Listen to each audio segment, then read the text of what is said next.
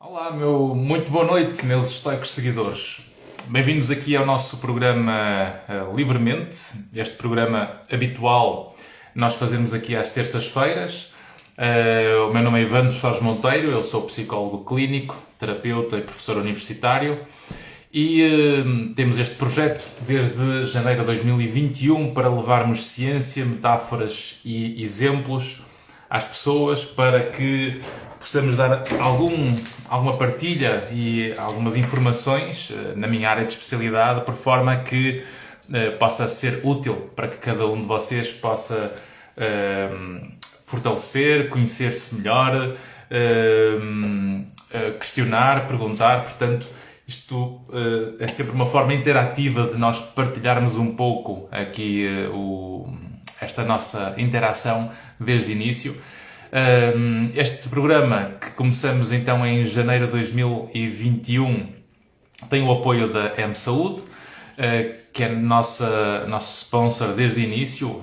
A M-Saúde, clínica médica e de saúde mental, consultoria de comportamento, palestras e eventos para empresas e entidades públicas e privadas, e também tem o apoio do jornal da diáspora portuguesa online, o primeiro jornal online, o Bom Dia. Portanto, a quem desde já agradeço. Boa noite a todos e a todas. Boa noite, Joel. Boa noite, Silvia. Boa noite, Cristina. Boa noite, Paula. Boa noite, Peixoto de Sampaio, viva. Cristina. Portanto, o programa de hoje... boa noite, Jacinta. O programa de hoje conta com um tema que provavelmente ao longo do dia vocês foram vendo alguns stories com alguns gráficos, que é uma preocupação que todos nós temos, porque nos dias de hoje nós temos quase que duas vidas, vivemos quase que duas vidas, uma vida real, uma vida no terreno real e outra vida virtual. E depois temos estes recursos tecnológicos que fazem parte das nossas vidas, principalmente os smartphones que passaram para as nossas vidas com as redes sociais a partir do ano 2010, e muitas dos jovens que hoje estão, jovens adultos e que estão a começar no mercado de trabalho, são estes jovens que começaram e cresceram nesta realidade dos smartphones. E, portanto, o tema de hoje é um tema que tem sido uma preocupação constante ao longo do tempo e é algo que, de um ponto de vista da prática clínica, nós vemos, eu e a minha equipa. Nós somos 9 psicólogos, 5 psiquiatras, presencialmente nas nossas instalações, para além de uma equipa a que vamos tendo trabalho com o online. E percebemos que nesta experiência que vamos tendo com as famílias, com os pais, com os jovens, com as crianças, começamos a perceber que há de facto aqui uma relação entre o tempo de ecrã e a vulnerabilidade à doença mental ou a manutenção da nossa saúde mental. E isto tem dado sempre bastantes polémicas, bastantes debates entre pais e filhos, entre professores e alunos, entre educadores. O que importa aqui é, acima de tudo, trazer a ciência para que tenhamos os factos do nosso lado e, a partir dos factos, pensarmos em soluções para conseguirmos adaptar a este funcionamento. E por isso... eu primeiro partilharia um pouco alguns dados importantes sobre um estudo recente que mostra estas preocupações. Deixem-me só abrir aqui para dar aqui os detalhes que importa no meio disto. Porque, de facto, nós desde 2010, o que é que nós temos vindo a perceber? Temos vindo a perceber que quanto mais tempo se passa nas redes sociais, quanto mais tempo se gasta da nossa vida nas redes sociais, maior o índice de sintomas depressivos, maior o índice de sintomas de ansiedade, maior a tristeza, a forma como as pessoas se comparam. Portanto, o índice de comparações tem sido crescente ao longo dos anos. E vamos imaginar que eu tenho 100 pessoas na minha rede de Instagram, por exemplo, e geralmente as pessoas têm mais, os jovens têm mais, claramente. Nós temos aqui um conjunto de 100 pessoas na minha rede interpessoal e o que vemos é que se cada uma destas 100 pessoas colocarem 5 stories diários, nós vamos ter aqui 500 stories, 500 momentos de vida em que me estão quase que a esfregar na cara o quão miserável é a minha vida e a deles é que é boa. E, portanto, nós começamos a fazer comparações constantemente. E começamos a ver outra coisa interessante. Quando nós estamos a ver vários países que têm características diferentes, nós, quando viajamos, sentimos isso. Quando vamos conhecer outros países, outras culturas, percebemos que há crenças diferentes, há religiões diferentes, há culturas diferentes, há histórias diferentes em quase todos os países, e é por isso que quanto mais estranho for o país para cada um de nós, é sinal que conhecemos pouco essa realidade, e o nosso comportamento é fazer o quê? O nosso comportamento é procurar aquilo que nos é familiar. Por exemplo, se nós vamos para o Oriente e não temos experiência em mundos diferentes dos habituais no mundo ocidental, eu começo a achar estranho aquela realidade e procuramos os restaurantes que nos são familiares e vamos, por exemplo, para um fast food. Ou para uma pizzaria de marcas conhecidas, porque aquilo que nos é familiar é aquilo que nós tendencialmente queremos ficar ou queremos nos aproximar. E quando nós temos estes países todos diferentes entre nós, com estas culturas todas diferentes, começamos a encontrar narrativas e problemas que são comuns a todos. Então, como é que nós, com países, culturas, crenças, etc., muito diferentes entre si, como é que nós temos, de facto, narrativas e problemas que já começam a ficar quase universais? E o fator que traz esta universalidade dos problemas, ou das narrativas, é o acesso à internet e as redes sociais.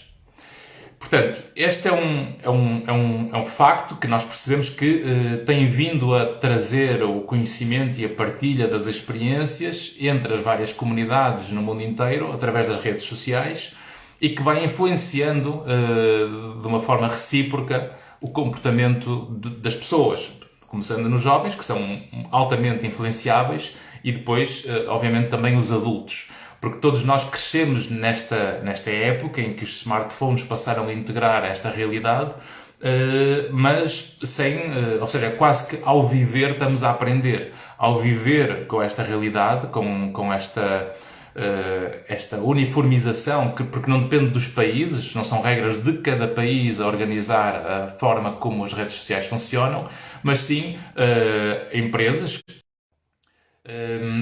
Ou seja, são as empresas como o Facebook, por exemplo, que uniformizam esse funcionamento para nós termos algoritmos que vão lutando pela nossa atenção.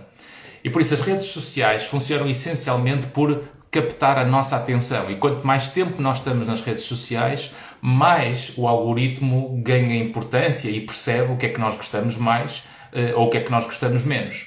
Então nós ensinamos, por causa do nosso comportamento, nós ensinamos o algoritmo a perceber o que é que nós mais gostamos. E, portanto, vai-nos dando aquilo que nós mais queremos, mas, na maior parte das vezes, não é o que nós precisamos.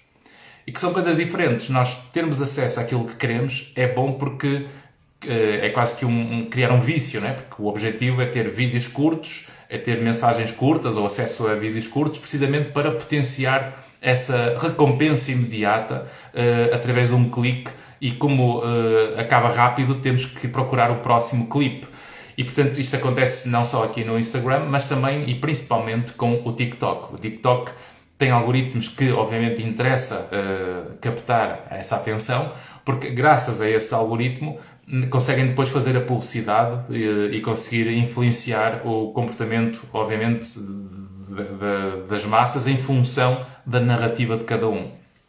E, portanto, quando nós vemos esta realidade, e estou apenas a constatar um facto, não estou aqui a estar contra nem a favor, estou apenas primeiro a entender esta realidade, e com isto dizer outra coisa que é importante. A tecnologia é benéfica, a tecnologia ajuda-nos, a tecnologia simplifica o mundo, a tecnologia reduz o tempo para fazermos as coisas, a tecnologia aumenta a eficácia, a tecnologia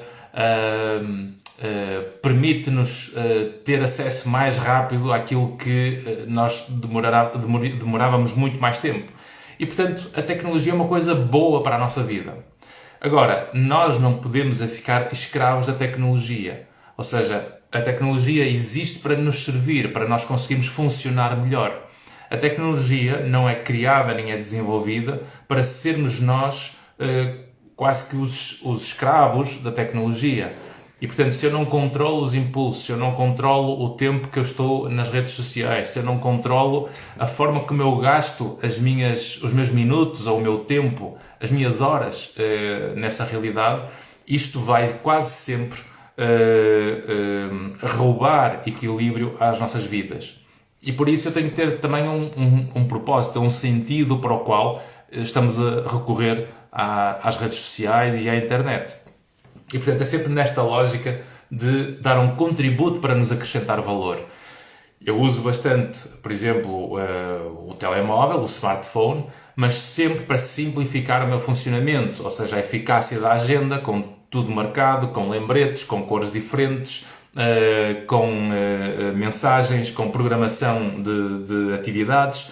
E, claramente, se eu tiver isso tudo exposto na tecnologia, na agenda, eu vou ter quase que uma assistente pessoal que vai dar esse contributo. E, portanto, eu acabo por ter um ganho com a tecnologia que vai beneficiar o meu funcionamento e, se eu for mais eficaz a gerir o meu tempo, eu vou servir melhor quem me procura. E, portanto, tem sempre este benefício de nós conseguirmos funcionar melhor para os outros se nós aumentarmos a nossa própria eficácia e a nossa própria gestão. Agora, se nós não temos controle sobre os nossos impulsos e sobre o gosto daquilo que estamos a fazer e nós ficamos descontrolados com o impulso e as pulsões ligadas ao prazer que é adquirido com as redes sociais, isto vai aumentar sempre as vulnerabilidades. E nesse sentido é o que mostram os estudos. E portanto, deixem-me abrir aqui para vos mostrar alguns gráficos importantes sobre isto, porque de facto é uma realidade que importa nós entendermos para podermos analisar melhor. Este aqui, que estão a ver aqui, ora bem, isto aqui é um gráfico, deixem-me ver aqui, está um bocado desfocado. Acho que sim, acho que agora já conseguem ver. Portanto, se nós virmos aqui Boys and Girls, entre o azul e o vermelho, percebemos que desde 2010, que foi quando esta zona a cinzento entraram os smartphones nas nossas vidas, os sintomas depressivos, e aliás, deixem-me ver aqui que eu estou a ver tudo ao contrário convosco, o que aqui mostra é que neste gráfico, deixem-me voltar aqui, ok. Aliás, este gráfico ali está partilhado nos stories, não é? Às vezes veem isso na partilha dos stories, porque realmente o que mostra aqui é que a tentativa de suicídio, aliás, as mortes por suicídio, dos 10 aos 14 anos, aumentou de uma forma significativa. Ou seja, nós estávamos em valores abaixo de 10%, entre os... aliás, o número de mortes por milhar de habitante. Temos aqui 9 entre 90, 2000 e 2010 para as raparigas e para os rapazes na zona dos 20, e nós estamos agora a caminho dos 35, 40. E, portanto, a taxa de suicídio aumentou. Se nós formos também para a frequência com que se está com amigos, uma vez por mês ou menos, portanto, a frequência dos convívios, e também a forma como as pessoas, como os jovens dizem que não se sentem bem em estar vivos e raramente estão com amigos, também verificamos neste gráfico que tem havido um crescimento muito significativo por forma a que esta realidade seja uma realidade preocupante nos dias de hoje. Depois, se nós formos, e é tal coisa, a partir de 2010 foi quando isto começou realmente a agravar-se. Se nós formos para o comportamento de automutilação ou de fazerem mal a si próprios, e quando comparamos rapazes com raparigas, vemos que as raparigas têm muito mais risco de fazerem mal a si próprias em comparação com os rapazes, e ambos têm tido um crescimento na última década. Se formos para também sintomas combinados de depressão, sintomas depressivos, a última década também mostra aqui uma realidade preocupante, que é um crescimento de mais do dobro, por forma a percebermos a relação que existe entre a frequência de tempo do ecrã no telemóvel com o resultado, neste momento, da frequência que se passa ao telefone.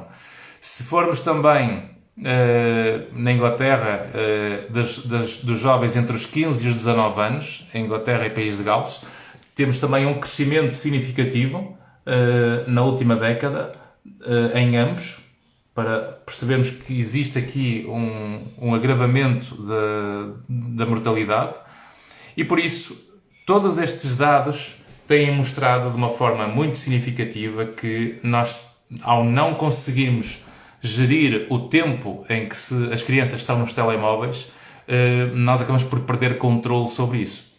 Acredito que haja muito cansaço de muitos pais, acredito que as crianças podem ser de facto problemáticas em muitas situações, mas o que importa é, por exemplo, usarem plataformas e programas, como por exemplo o Family Link. Não sei se conhecem o Family Link, mas o Family Link é uma aplicação de telemóvel em que o telemóvel dos filhos fica sincronizado com o vosso, do adulto, para conseguirem depois ter acesso à disponibilidade que eles conseguem ter para usar o telemóvel.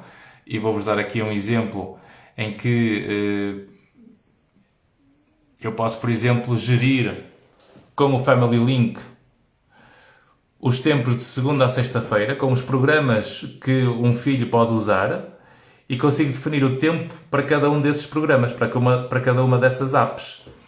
E, portanto, eu posso deixar qual é o dia que tem acesso para o jogo ou não. E eu posso dizer que, por exemplo, de segunda a sexta tenho acesso a 30 minutos, sábados e domingos posso definir 1 hora, e depois a criança vai aprendendo, desde muito pequenina, a gerir isso. Porque senão o que vai acontecer é que nós aumentamos a propensão para que depois na adolescência haja de facto a tendência para problemas de concentração, de atenção, problemas de sono, porque não há ritmos de sono, porque não há disciplina no fim do tempo do ecrã para depois irem para a cama. Se alteram as noites de sono, aumenta a ansiedade e por aí fora. Sim, houve aqui uma interrupção, com vários problemas que têm tudo a ver com esta gestão do tempo. E por último, também, ver aqui alguns aspectos sobre... aliás, ainda falta aqui outra coisa, que é, para além do Family Link, existe também para ligar aos computadores das jovens ou das crianças, que é o Microsoft Family, que dá para também controlar o tempo que existe nos computadores. A forma como nós vemos estes jovens que muitas vezes ficam demasiado tempo nos telemóveis, depois ficam mais desligados da realidade e depois parece que têm dificuldade em conseguir conversar, em socializar.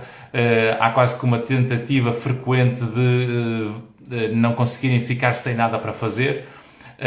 Porquê? Porque a única forma de ocuparem o tempo é através do telemóvel, e isso é sempre uma dependência que depois causa ansiedade significativa, que parece que, se estiverem ausentes da internet ou do acesso à informação, ficam em crises de ansiedade ou até de pânico. É aquilo que se chama FOMO, Fear of Missing Out, ok? Portanto, essa é uma das características que aparece com essa dificuldade de não conseguir desconectar. Depois, quando estamos, por exemplo, aliás, antes dos 5, 6 anos, nós não deveríamos dar acesso aos telemóveis, principalmente em sítios sociais, porque nós acabamos por potenciar um condicionamento, ou seja, há mesmo ali um condicionamento em que se eu não tenho acesso ao telemóvel, então eu faço uma birra e como eu sei que eu consigo isso, então eu ganho o telemóvel. Então este tipo de chantagem faz com que haja pouca tolerância à frustração. E se há pouca tolerância à frustração, a irritabilidade aumenta.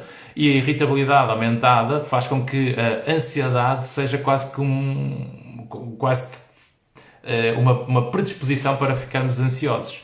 E se a ansiedade é frequente, com essa falta de tolerância à frustração, vai fazer com que a capacidade de saber o que fazer quando não há nada para fazer seja um grave problema.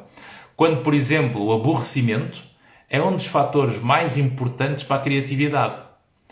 A maior parte das pessoas, para criarmos alguma coisa, precisamos estar com tempo, precisamos estar sozinhos e precisamos estar sem nada para fazer. Porque quando não há nada para fazer é quando a criança inventa. É a mesma coisa connosco. Quando não há nada para fazer é quando nós vamos inventar. Outra coisa, em relação aos tablets, telemóveis, televisões, computadores, mas principalmente as questões interativas, que é estar com ecrãs ou telemóveis antes de dormir, não é bom. Porquê? Porque a luz impede a produção de melatonina, que é a nossa hormona do sono. Isso leva a que depois haja uma maior estimulação, o que dificulta o repouso ou o adormecer, e por isso a criança ou nós vamos dormir pouco. Se dormimos pouco, o sono, para além de ser menos horas, fica menos tranquilo. Ao ficar menos tranquilo, no dia seguinte, vamos obviamente ficar com menos paciência, mais sonolência diurna, vamos ter mais agitação, mais irritabilidade, propensão para termos de falta de concentração, menor capacidade de aprendizagem e obviamente isso depois tem impacto na vida académica, tem impacto na vida social e por isso estas rotinas noturnas devem ser paradas. Devemos escolher parar essas rotinas 1 hora antes, por exemplo, de irmos para a cama, porque não ter telemóvel no quarto, não usar o telemóvel é ótimo para nós conseguirmos dar o tempo de descanso suficiente ao nosso cérebro, porque o nosso corpo, o nosso cérebro, só há um, e como só há um, se nós não cuidamos do corpo e da nossa mente com respeito por essa neurobiologia funcional, não temos capacidades cognitivas, nem capacidades intelectuais, emocionais, a funcionar em pleno. Portanto, é fundamental nós conseguirmos fazer isso, porque se vamos com ecrãs antes de dormir, isto vai sempre levar a deitar tarde e depois aumenta o cansaço no dia seguinte. Para além disso, outra coisa que acontece é que se estamos muito tempo no telemóvel, quanto mais tempo no telemóvel ou nas redes sociais ou nos tablets, mais nós, se estivermos a fazer o que gostamos, ficamos entusiasmados com essa informação e de repente o tempo voa. E aquela hora que se diz que não tem tempo para fazer o que tem que ser feito, acabamos por ser os grandes responsáveis por não fazer isso. E por isso, essa é mais uma variável que importa, é termos a noção onde é que nós gastamos o nosso tempo. Portanto, é uma forma de vocês medirem isso, e já vos digo como também no Instagram. Yes. Depois, outro fator que aumenta a probabilidade é que estarmos demasiado ativos de forma passiva, porque estar ativo no telemóvel ou nos tablets muitas horas, ou mais de meia hora, ou mais de 1 hora por dia, isso, se tivermos o resto do tempo também parados na escola ou no trabalho, e depois nas refeições ou no sofá, a vida fica claramente sedentária. E tendo uma vida sedentária, o corpo fica pior. Ou seja, nós tendemos claramente para ter mais obesidade. E ou o excesso de peso ou obesidade, que é quando o excesso de peso já se torna mesmo grave e, portanto, é preciso olhar para a obesidade não como a aceitação cega, incondicional, que temos que ter a aceitação cega, sim, no sentido de como se a obesidade fosse uma coisa saudável e normal. Não é. A obesidade é doença e tem que ser tratada. E, portanto, importa ter a noção de que uma vida sedentária com alimentos calóricos que ficam a comer enquanto estão nas redes sociais ou nos telemóveis ou nos tablets, isto aumenta sempre o risco de termos obesidade, porque reduz o tempo para a atividade física. E aquela hora ou aquela meia hora que se diz que não tem tempo para a caminhada, é a hora que esse tempo no telemóvel, nos ecrãs, foi roubada para fazerem essa caminhada. Para além disso, nas crianças, o que a investigação mostra é que atrasa o desenvolvimento motor. Portanto, o desenvolvimento psicológico e motor, portanto, o desenvolvimento psicomotor, fica atrasado na maior parte das crianças quando ficam demasiado tempo no telefone, no seu desenvolvimento, principalmente antes dos 6 anos. E, portanto, nós enquanto pais, devemos potenciar a socialização. O nosso papel é educar para a integração social, é educar para que os nossos filhos se tornem pessoas úteis para o mundo. Porque quanto mais úteis nós somos, mais o mundo nos procura. Se nós estamos preocupados com o me, myself and I, e o que interessa é o quanto o mundo me serve, o mundo não me dá o que eu preciso, o mundo é injusto comigo, o mundo não me entende, o mundo isto, o mundo aquilo, eu acabo por ser uma vítima atropelada constantemente das minhas percepções que me distorcem realmente a minha adaptação. Boa noite, António. Bem-vindo. E, portanto, deixa-me ver aqui se há perguntas ou questões que estava aqui a falar e não estava aqui a reparar. Não, boa noite. Boa noite, Maria, Cristina, Céu, Maria. E, portanto, nesta lógica, quando nós estamos demasiado tempo nas redes, com o tempo de ecrã, isto vai fazer com que se atrase o desenvolvimento psicomotor, em que vai aumentar as dificuldades cognitivas de aprendizagem, memória, atenção, concentração, percepção, lógica, raciocínio.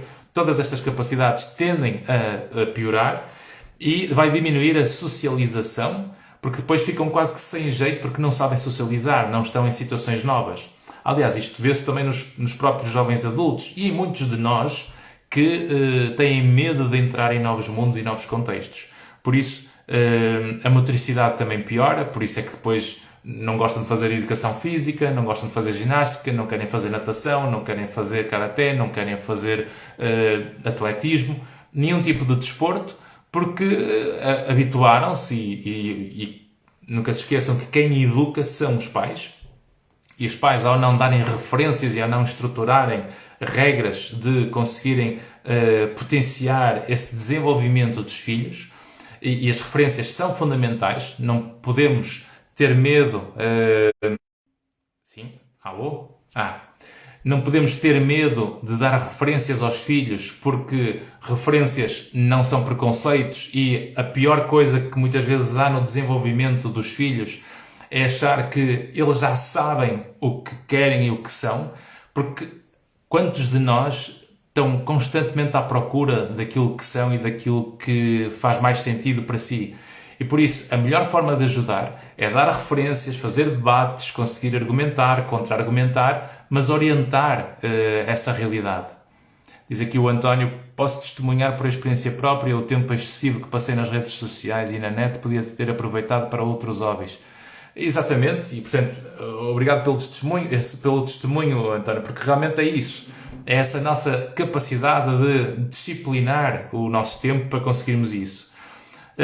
E depois, um fator fundamental é que o tempo do nosso desenvolvimento, o tempo na família, na escola, é quase que um laboratório de treino social. De nós conseguirmos lidar com transições de vida, para nós lidarmos com conflitos com outras crianças ou com pontos de vista diferentes, com lidar com autoridade e com figuras de liderança como os professores, lidar com as regras das estruturas onde nós estamos inseridos, porque a única maneira ou a melhor forma de nós conseguirmos mudar o mundo que muitas vezes criticamos é saber viver dentro dele. Não é ser antipoder, porque o antipoder destrói tudo. E tudo que implique destruição, o que diz a história é que o mundo nunca foi simpático para quem quis destruir tudo.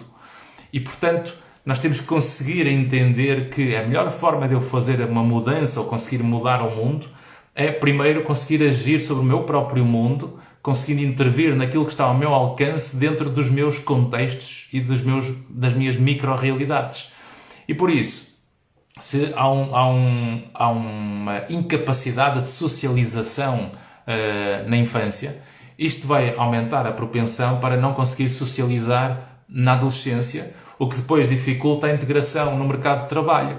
E depois acabamos por ver quase como uma atitude inempregável, não é? Porque vamos ver jovens, que eu ouço muitas vezes os empresários e dos profissionais liberais e os jovens, quer dos que estão a contratar, quer dos que estão à procura, uma atitude de que parece que o mundo deve alguma coisa ou o mundo tem que reconhecer o valor antes de mostrarem o valor.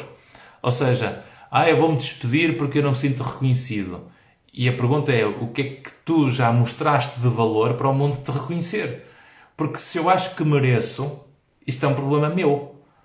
O mundo, se não entende ou se não precisa daquilo que eu sei fazer, eu sou completamente desnecessário e, portanto, eu tenho que fazer o esforço de me adaptar ao mundo.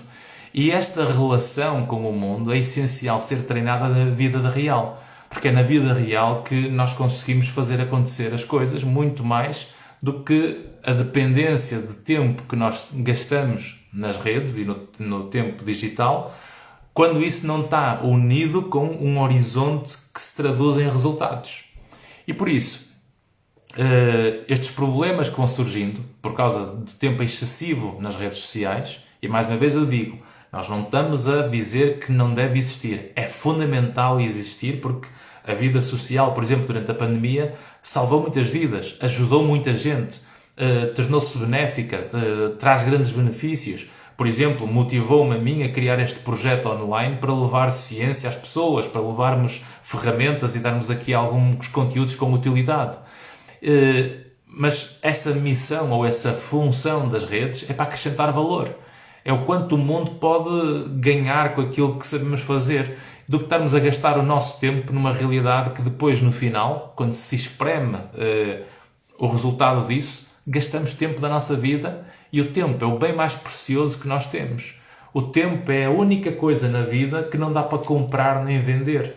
Nós não conseguimos comprar tempo e, independentemente de ter muito, pouco, nenhum ou muito, nós nunca vamos ter, nunca dá para mexer no tempo, porque o tempo passa igual para toda a gente. Por isso, ainda mais coisas que o tempo do ecrã traz. Quanto mais horas se passa nas redes sociais, quanto mais horas, estou a falar horas, não são minutos obviamente, nem estamos a falar de um tempo moderado. Estamos a falar de horas. Horas, eu por exemplo vi uma criança aqui há tempos que passava 40 horas por semana nas redes sociais. E juntando o Instagram e juntando o TikTok. E quando se junta... Aliás, e há outras que eu vejo 30 horas só de Instagram, por exemplo, semanalmente. E se eu fizer as contas entre tirar o número de horas de sono, o tempo que passa na escola, o resto do tempo deve ser a comer e estar com o telemóvel permanentemente até a hora de dormir. Isto é altamente tóxico. Esta criança está a agravar a sua saúde mental e tende a aumentar a vulnerabilidade para comprar problemas mais tarde. Temos aqui um comentário de Mulheres Mais Resolvidas. Boa noite. Para além do tempo, das consequências ao nível do que refere, há as questões mentais dos jovens que estão reféns da validação fictícia, com todos os problemas mentais que advêm desse facto. Exatamente. E aqui tocou um ponto importantíssimo, que é, como eu disse no início, o algoritmo compete pela atenção. E a atenção faz validar os conteúdos que eu gosto de ver. Não é o que eu preciso, é o que eu gosto de ver. Então eu não tenho contraditório. Então o mundo acaba por validar tudo aquilo que eu penso. E depois vamos criando quase que tribos digitais em que todos estão dentro de uma comunidade, em que todos pensam assim. E se começamos todos a pensar assim, e se alguém não concorda com aquilo que se pensa dentro do grupo, então essa pessoa é um alvo a ser excluído. E depois ficam rapidamente ofendidos. E nunca se esqueçam que a ofensa, eu se fico rapidamente ofendido, isso é um problema meu. Porque a ofensa, em termos de maturidade, acaba por ser uma escolha que nós podemos fazer em relação ao que ouvimos. E, portanto, eu é que escolho ser ofendido, não é o outro que escolhe me ofender. E isso porquê? Porque o que eu digo e o que eu penso eu controlo. o que o outro diz e o que ele pensa. Eu não controlo. E se eu crio expectativas de que o mundo seja mais do que aquilo que é, eu acabo por estar sempre a comprar frustração, ofensas, problemas, injustiça, discriminação, porque eu acho que está tudo a rodar à minha volta. E esta visão é uma visão que claramente cresceu na última década e tem ficado completamente distorcida, a causar dano na adaptação social, precisamente por esta falta de noção de que nós é que nos adaptamos ao mundo, não é o mundo que se adapta a nós. E por isso, se eu encaixo, conhecendo as minhas características, percebendo certos contextos e estando rodeado de certas pessoas, eu começo a perceber quais aquelas que funcionam melhor e aquelas que me atrofiam e as que me expandem, e começo a aumentar a frequência e a intensidade desses contextos e dessas pessoas, porque isso é que me faz funcionar melhor na relação com o mundo. E por isso, este é um fator importante nesta noção do impacto da socialização. Outro fator ainda é os problemas comportamentais, portanto, comportamentos desviantes, desatenção, hiperatividade, chamadas de atenção, irritabilidade, agitação psicomotora, e depois uma tendência clara para agressividade.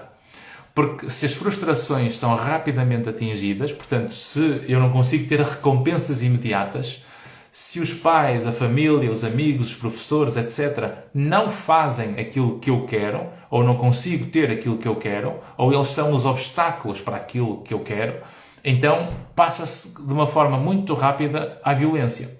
E a violência, e temos visto casos que têm vindo a público em quase todo o mundo, é o tal fator uniformizado, a tal realidade que começamos a ver em todo o mundo, de jovens agredirem, adultos inclusive agredirem, porque a responsabilidade é de todos.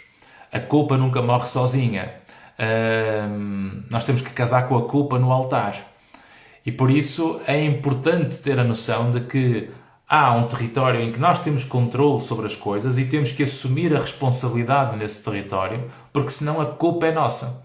E como nós não queremos essa culpa do nosso lado, então só nos resta aumentar a competência de saber cuidar o nosso papel de pais ou de mães ou de educadores. E portanto, se eu vejo que o tempo excessivo nos telemóveis está a causar dano ao desenvolvimento, nós, enquanto figuras educadoras, enquanto pessoas que estão a ensinar os jovens, os filhos, as crianças a adaptar-se, nós temos que ter essa estrutura montada para que a criança fique integrada nessa estrutura, e depois de estar integrada na estrutura, ela pode, obviamente, porque pensa, porque reflete, porque analisa, porque sente que quer expandir o mundo que tem, então ela pega no mundo que existe e expande esse mundo para melhor. E é por isso que nós precisamos sempre esta relação entre o controle e o descontrole, entre a estrutura e a desorganização, sim, a organização e o caos, o yin e o yang, a noite e o dia, o sim e o não, ou seja, esta dicotomia que existe muito nas nossas narrativas, na história das civilizações, fazem parte da nossa vida como duas partes integrantes. Estás a lembrar o conto, penso que era dos hindus, antes das religiões, antes da religião católica, uns 4 ou uns 5 séculos antes de Cristo, em que a forma como era estruturado, era no tempo dos caçadores-coletores, em que os primeiros deuses eram os animais, antes da agricultura e depois antes dos deuses que nós conhecemos, mas nessa altura dos caçadores-coletores havia uma história de que, um mito, que é a forma como nós encaixávamos na sociedade, sendo as crianças um elemento da estrutura social que, para estar dentro da sociedade, tem que estar com o deus camelo, porque o camelo é um animal muito obediente, é um animal que encaixa dentro das regras da estrutura social, e depois de ele estar integrado na estrutura social, aquele expande depois o mundo, ou seja, ele a seguir deixa de ter de ser o camelo e passa a ser o leão, porque o leão é aquele que quebra as regras, é aquele que expande o mundo, é aquele que faz evoluir o que está menos bem nesse mundo e o que está errado para corrigir. E, portanto, nós precisamos sempre destas duas áreas, entre a ordem e o caos, que fazem sentido para funcionar. E é por isso que, quando nós separamos uma visão de que a mesma coisa com o masculino e feminino, em que parece que é uma competição entre homens e mulheres, ou acharem que o masculino é a ordem o caos é a mulher, como se isto fosse uma visão independente. E reparem, estrutura, rigidez a mais ou ordem a mais é tóxico, vira ditaduras e problemas de rigidez em que há um atrofiamento do desenvolvimento, e por isso nós precisamos do outro lado que traz a expansão. Mas se nós não temos os dois lados, não conseguimos, obviamente, funcionar. E isso, obviamente, torna-se tóxico para nós, não é? Porque o mundo só cresce quando se pegamos no que existia de bom para continuar a levar para a frente e, analisando o que houve de mau, corrigimos através dos erros e da consciência do que houve para conseguirmos evitar certos comportamentos. Por isso, um último pormenor que é, se calhar muitos de vós não sabem, mas podem ficar a saber, é que quando vão para o Instagram, e agora vou-vos mostrar aqui o Instagram, que é na secção do vosso perfil. Se vocês forem aqui acima, às três pintinhas, lá em cima, tem aqui uma zona que diz a tua atividade. E nesta zona, a tua atividade, vocês podem ver tempo gasto nas redes sociais. E vocês conseguem ver aqui o tempo gasto, e que, por exemplo, temos aqui várias colunas. Diz aqui, no meu caso, 1h39, porque eu tenho uma agência de marketing que faz grande parte da gestão e dos posts, dos conteúdos que eu crio. E, portanto, só que eu pus aqui para mim, para eu controlar no meu telemóvel, tem aqui em baixo, reparem, a possibilidade de eu pôr 30 minutos e 30 minutos. Ou seja, eu posso definir lembretes para fazer pausa em 30 minutos ou definir o tempo limite diário em 30 minutos. O que significa que, isto chegando aos 30 minutos, tem aqui um lembrete que me corta o acesso que eu coloquei, porque eu escolhi que assim fosse. Assim, aquele tempo que nós muitas vezes achamos que não temos, ganhamos esse tempo. Por isso, recomendo vivamente a poderem controlar os tempos que vocês estão nos telemóveis, porque este problema é igual nos adultos. Nós também estamos completamente dependentes. Eu não vejo restaurantes em que as pessoas não estejam sentadas, casais, a olharem um para o outro com telemóveis à frente. E isso é um pacto que dá para perceber, que entre um casal, que podemos, por exemplo, escolher não ter telemóveis e podemos tentar usar esse tempo a conversar e olhar, de facto, olhos nos olhos uns dos outros. E, portanto, é essa relação, esse tempo, que depois nos faz descobrir a decoração do restaurante, descobrir a paisagem à nossa volta, sentir o calor do momento, do sol a bater-nos na cara naquele banco de jardim, em vez de estarmos a olhar para o telemóvel.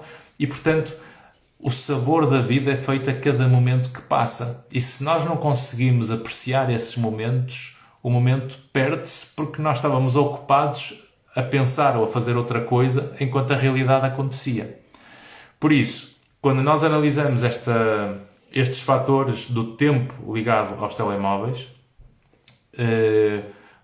voltando a salientar, é muito bom que nós tenhamos a tecnologia, mas a tecnologia existe para nos servir e não nós ficarmos escravos da tecnologia. E esta lógica de que, a partir do momento que já temos vida própria, isto acontece em alguns adultos que eu vejo, porque agora vou fazer o que eu quero, porque já estou farto das regras, etc, e estou a fazer o que eu quero.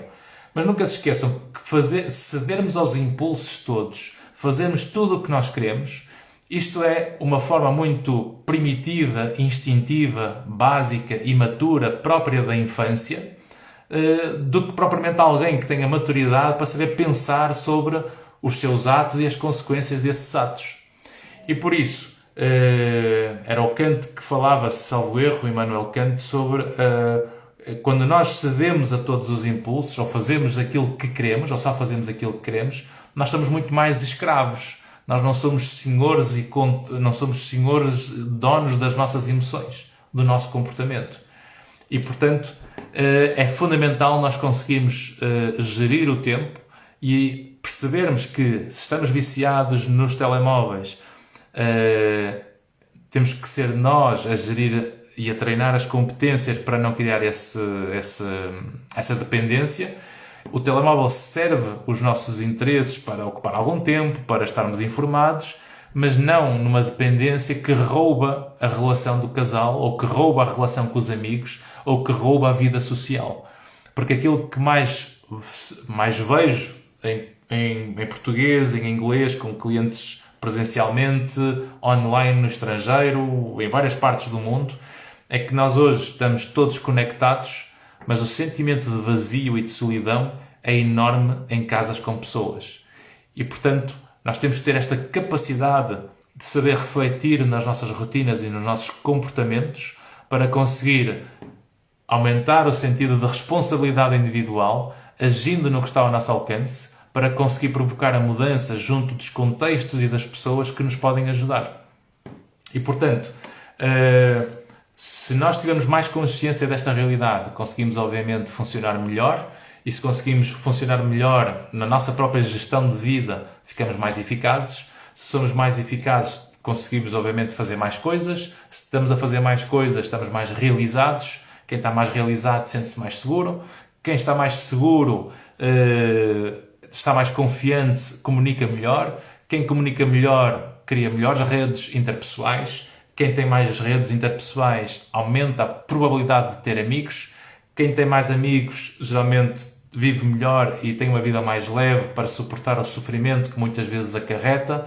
E quem consegue dar mais sentido ao sofrimento tem menos doenças, vive mais tempo, faz melhores escolhas de vida e, portanto, tem mais qualidade no seu dia-a-dia. Portanto, hoje era este o nosso tema. Foi um gosto ter partilhado aqui alguns aspectos ligados a esta realidade nua e crua dos dados, que são chocantes ao longo nos últimos 12, 13 anos, desde que realmente as redes sociais passaram para os nossos telemóveis. Vamos ser nós a mandar na tecnologia e não sermos escravos da tecnologia. Portanto, não tenham medo de ficarem de fora por vezes, porque o fear of missing out é muito mais construído na nossa cabeça do que a importância que nós achamos que temos no mundo.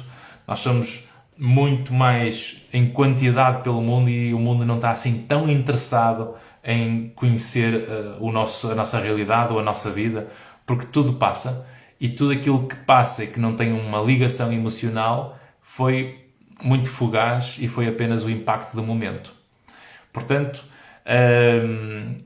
obrigado pelo vosso tempo. Se gostaram desta live, ela vai ficar disponível aqui no Instagram, vai também ser partilhada no meu canal do YouTube. Marquem nos comentários quem acha que precisa de ouvir esta live e desejo-vos uma boa noite. E para a semana a nossa live vai ser na segunda-feira, porque vamos ter um convidado especial, que vai ser um colega, um psicólogo clínico, muito conhecido em termos internacionais, e que vai ser segunda-feira e vai ser sobre um tema surpresa que vocês vão ver durante a semana. Portanto, um abraço estoico e até para a semana.